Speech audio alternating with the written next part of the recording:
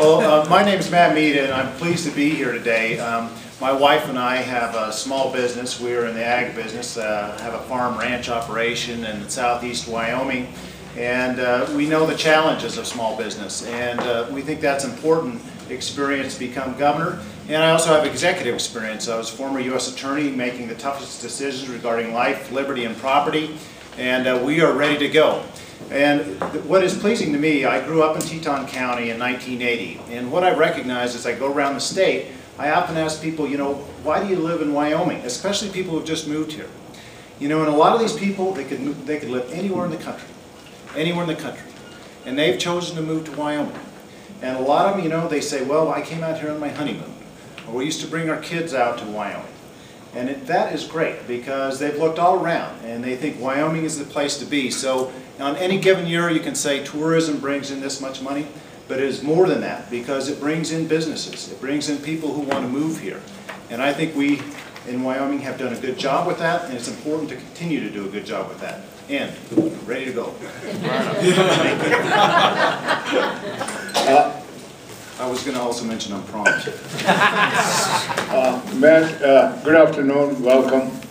My name is Ken Patel. I'm a board member of the Wyoming Lodging and Restaurant Association, as well as the chairman of the Governmental Affairs Committee and the chair of the WLRA PAC. So on behalf of retail and WLRA, welcome you here. Thank you. I have a first question. Question is on tourism.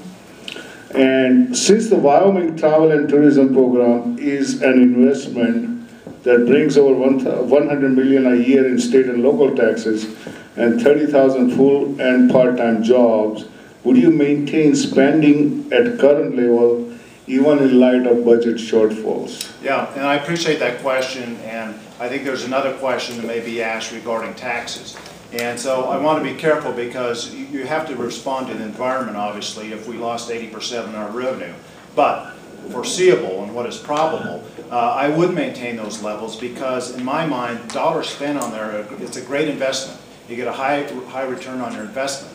And the other thing, I saw that you say, here's what travel and tourism brings in. You know, the other thing it helps that is absolutely critical for the entire state is the fact that it helps maintain our roads because of fuel tax. And I think that's an important part of tourism to Wyoming, and important certainly not just for tourism, but for all industry. So working on the Wyoming Business Council, working with Diane, I am fully convinced that money spent to get people to Wyoming to stay here is a great investment. And it also provides a diversity aspect to our economy that I think is important, and we've struggled with the state for many years to try to have more diversity. So yes, the answer is yes. A reasonable, foreseeable future, absolutely would maintain those levels. And I think the greater question is, as we see continued returns on the investment, do we put more money in it? Thank you. Matt, hi. My name is Barry Sims. I'm the president-elect of the Wyoming Lodging and Restaurant Association, and then my other job, I'm the CEO of Taco John's. You just talked about, actually you just mentioned it in your last response, so expand on that a little bit. What would you specifically do to address expanding Wyoming's economy or diversifying Wyoming's economy? And try to be as specific as possible, please. Yeah, I will. I think probably every candidate for governor for years has talked about how do we diversify our economy. And you could go back and look state of the state speeches, and we always talk about that. And where I think we've sort of gone wrong is when we talk about diversifying our economy, we too often try to say, well, we are not this and we need to become this. And in my view, we need to recognize, you know, Wyoming is never going to be the surfing capital of the country. It's not happening. But we do have some tremendous competitive advantages here in Wyoming. And our open spaces, our recreation, our hunting, our fishing, our ag, certainly our mineral industry provide us tremendous advantages against those states that we compete with. So in my view, we ought to say, what are we and how do we build on that rather than trying to become something we're not naturally going to be. And in that vein, specifically what I think is going to be a big player in Wyoming's future is technology, connectivity. And the reason I say that is because, for example, if tourism brings somebody out here for 3 summer vacations and they say, you know what, I would like to live in Douglas, Wyoming, or I'd like to live in Cody, but I need to be able to operate my business at the maximum level that I do in downtown Chicago.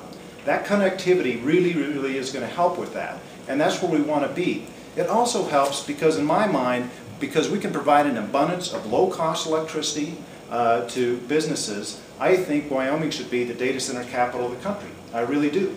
Because we not only can provide that electricity, we have a favorable weather climate. And my wife asked me, she said, I heard you say that. What does that mean? What does that mean? Well, data centers produce a lot of heat. And as you may know, living in Wyoming, we're not the warmest state. And that is very helpful, and we should naturally have that. The other thing that does is not only does that address that practical issue, but if you say, as Wyoming, we are the most connected state, if we get to that point where we can say we are the most connected state, not only does it draw those businesses in there, but I really think it helps with the younger generation. Because the fact is, our young people grew up with technology. And if you want to keep them here, or if you want to bring them here, you can't say, well, we're okay at that, but other states are better. I think it's a great sell. Say, hey, we're the best at that. Wyoming is really a connected state. So that technology, I think, is one of the great things that we need to be doing in Wyoming. In addition to that, we have to keep our favorable business climate. In addition to that, we need strong community colleges. I'm a big proponent of community colleges and the University of Wyoming. And projects like the NCAR supercomputer, the GE coal gasification project, I think those are great things because they look towards the future and say, this is where we're headed as a state. And you know, this supercomputer that is put in Cheyenne, it was put there not only because we had the money and the land and electricity, but it was also put there because we had the connectivity. And what we'd really like is to say, you know, that could have been put anywhere in the state. We would have had that same level of connectivity. And so as we move forward with those things, we need to also recognize that, for example, a data center or the NCAR supercomputer, they're not going to come in isolation. They're a magnet. They're an absolute magnet for supporting type businesses. And I think that is the way we start to diversify our economy. Tim Giverson with JCPenney and the current chair of the Wyoming Retail Association. My first question to you, if revenues fall below projections and there's a need for additional taxes during your administration, what specific taxes would you propose? Well, I got to tell you, as a candidate, we all love questions about promising to raise taxes. Here's what, again with this caveat. I mean, I think it's inappropriate to say no matter what, we won't do this, or no matter what, we will do this. But it's a good question, and it's a fair question, and I'll tell you one of the areas that I do think there may need to be an increase in sales tax. But before I do that, before I do that, let me say this. I'm a proponent of wind energy, and I understand that there is negatives and cons to it. But it's coming to Wyoming, and it's going to be part of our energy portfolio. So before this legislative session, each of the candidates was asked, what do you think about an excise tax on wind? I said it was appropriate, and the reason I said it was appropriate is because there's impact to municipalities and to counties. And in that vein, I think that they need to have the money go back to them to reduce that impact. So that's one tax. I've already said that a reasonable excise tax on wind is appropriate. It's also a better funding model than a huge high sales tax for those wind companies because we have, in my mind, a fairly good fish on the line here, and we don't want to jerk the hook out of its mouth. But on the other hand, they have to pay for the impact that they bring to Wyoming. Now, the other tax that I would strongly consider is for roads. And the reason is because we cannot afford in Wyoming to have our roads deteriorate. In a rural state, that is absolute killer. And as you know, it is a huge amount of money required to maintain roads, let alone build roads. And the problem is, because you have that huge amount of money, it's very easy to take $5 million here, $10 million here, or so on and so forth. You have to have a dedicated funding stream for them that is protected for use of those roads. Because if you don't spend $1 now on maintenance, you're going to spend a lot more down the road. It is not fiscally conservative to defer maintenance on those roads. And so what I am interested in, and I think we need to take a serious look at, is increased fuel tax. Now, I said at my opening, one of the things tourism does is help pay for our roads. And the reason that is so, an increased fuel tax, say 10 cents, while it won't take care of the whole problem, what it does is it certainly is a burden for Wyoming, but roughly half of that is paid by out-of-state people coming into Wyoming.